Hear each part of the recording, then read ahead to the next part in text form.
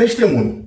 Um belo dia eu estava na academia, no momento do meu cardio ali, na esteira. E na esteira não tem muito o que fazer, né? Você fica ali andando ali, ou você anda, ou você corre. E naquele momento eu estava andando. E nesse momento eu estava andando com meu fone de ouvido, ouvindo uma música. E era essa música que eu estava ouvindo naquele dia.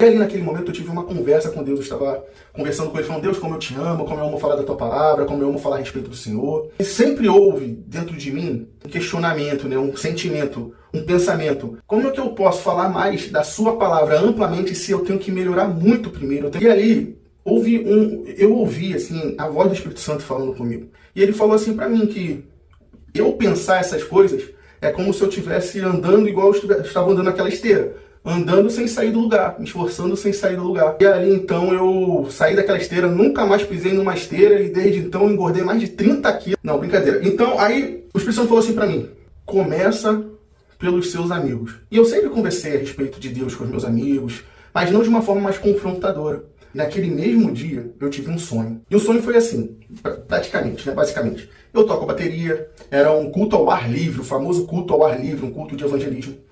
E aí eu estava pronto, o pessoal da guitarra, do baixo estava se preparando, se organizando para começar o culto. E ali na minha cabeça eu olhei para o meu instrumento, estava tudo pronto.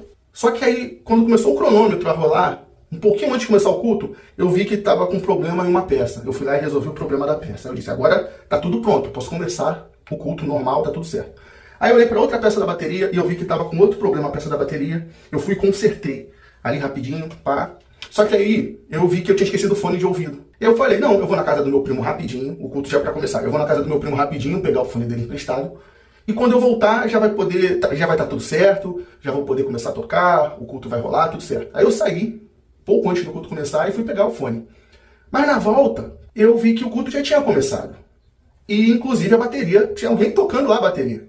Eu falei: ué, o culto já começou como se o culto fosse me esperar, a obra de Deus ali, evangelística, fosse me esperar eu ficar pronto para começar. E alguém passou por mim e falou: é lógico que o culto começou. Aí eu falei: pois é, o culto começou e eu estava lá com o fone de ouvido na mão, olhando o culto de longe. E no outro dia, indo para o trabalho, eu conversando com Deus aí, eu comecei a meditar, a pensar, a lembrar desse sonho. E simplesmente a conclusão que eu acho que é uma conclusão que vocês já chegaram: Jesus é onde a nossa fé se inicia e é Ele quem a aperfeiçoa. Faça o que Deus mandou fazer, faça o que Ele ordenou ser feito.